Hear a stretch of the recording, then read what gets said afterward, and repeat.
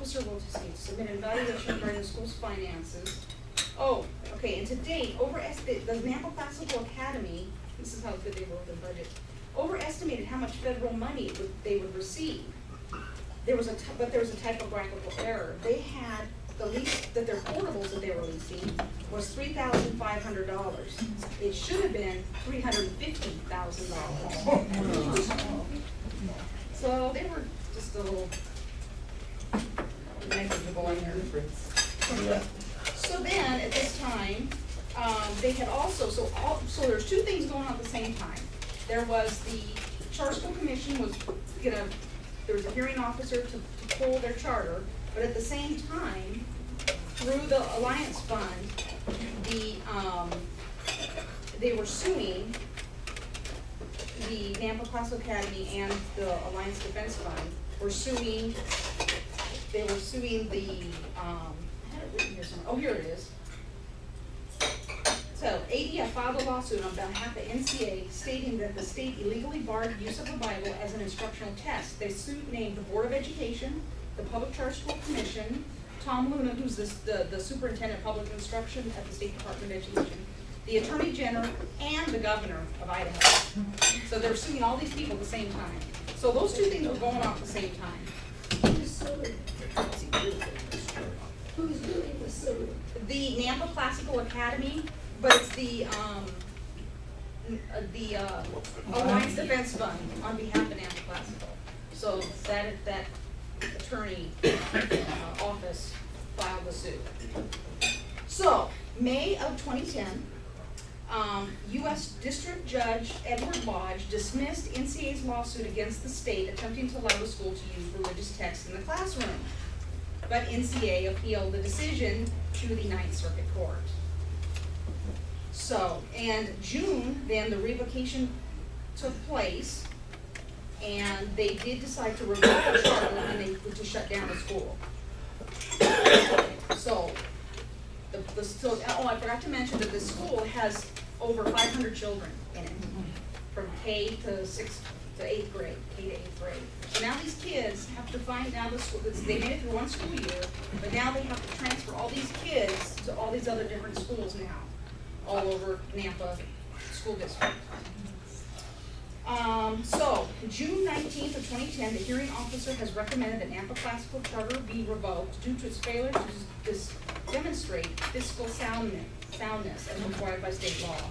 So they were being revoked the charter because of financial reasons, not because of the Bible. So end of June, it was official that they did not have their charter anymore. Also in June, found out that the teachers and staff may not get their final paychecks because they didn't have enough money to pay them.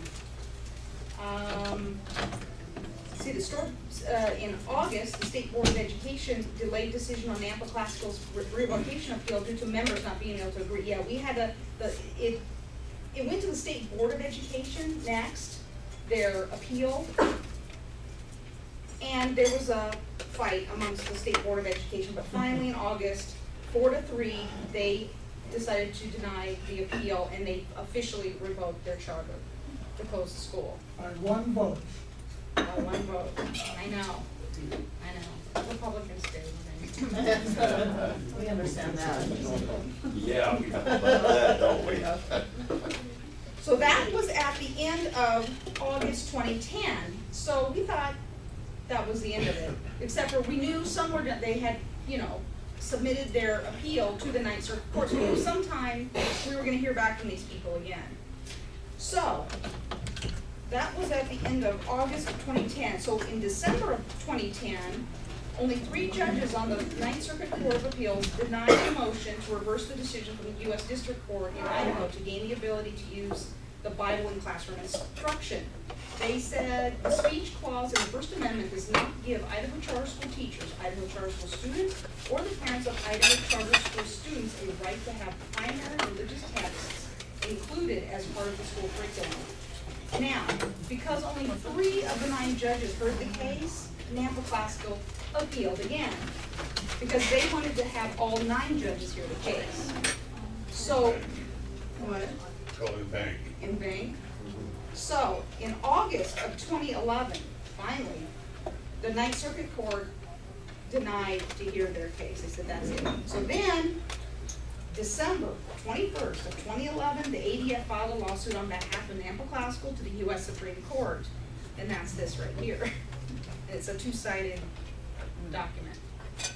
So, we thought it was gonna be months, maybe years, before we ever found out. However, last week, just found out that the U.S. Supreme Court declines to hear the Nampa Classical case. So, it's finally over that these people hopefully won't hear from them ever again.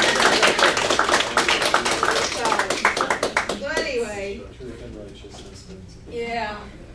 So it took a long time, a lot of hard work, but finally, these people. So did anybody have any questions, or I might have run through that kind of quick? I have a question. You said that that the Idaho Constitution says that they could not get any religious texts in any of the schools for anything, and their argument was that the Idaho state was trying to protect the right to use them. I didn't understand how they were trying to reconcile. Basically, Nampa Classical was, basically their thing was that the U.S. Constitution trumps state constitution. And so we were saying no.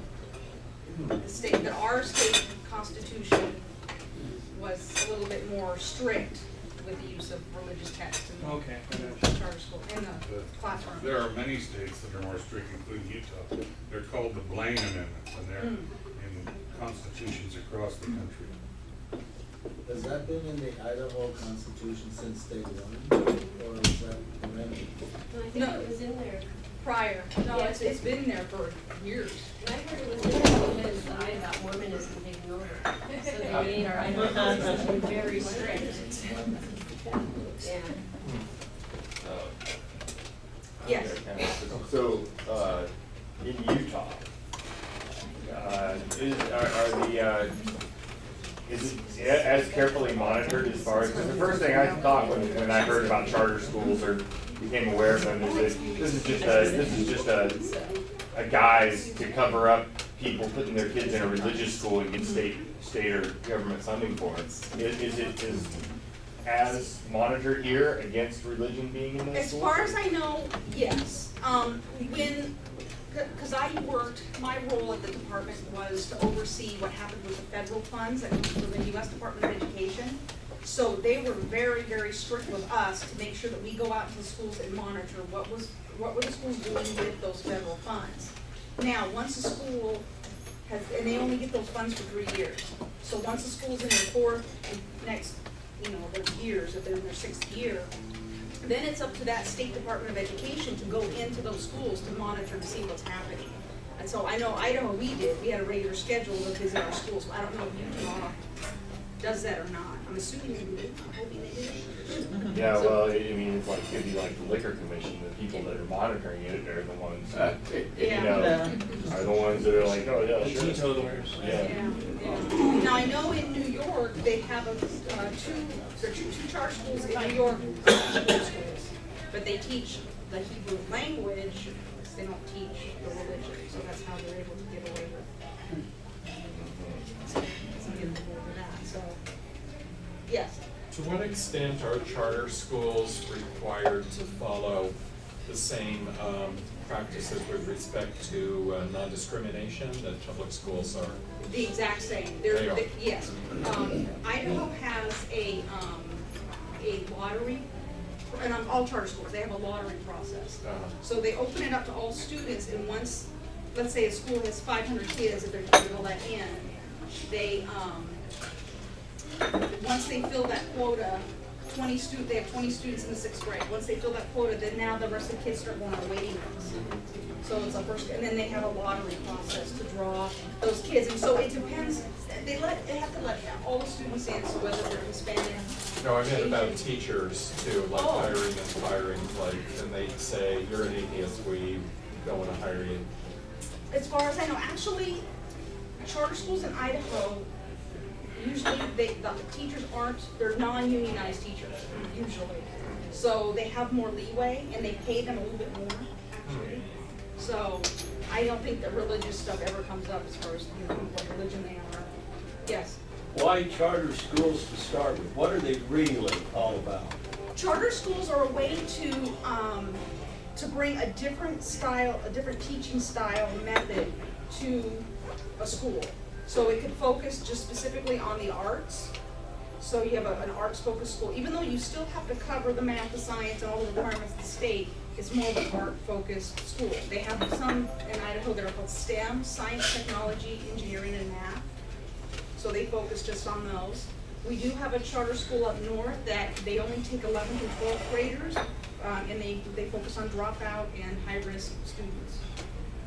So and their teaching methods are different. Like Nampa Classical was a classical style, and so some of them may have some other different teaching styles that they have. Some of them integrate first and second graders together, and then they have multiple school classrooms.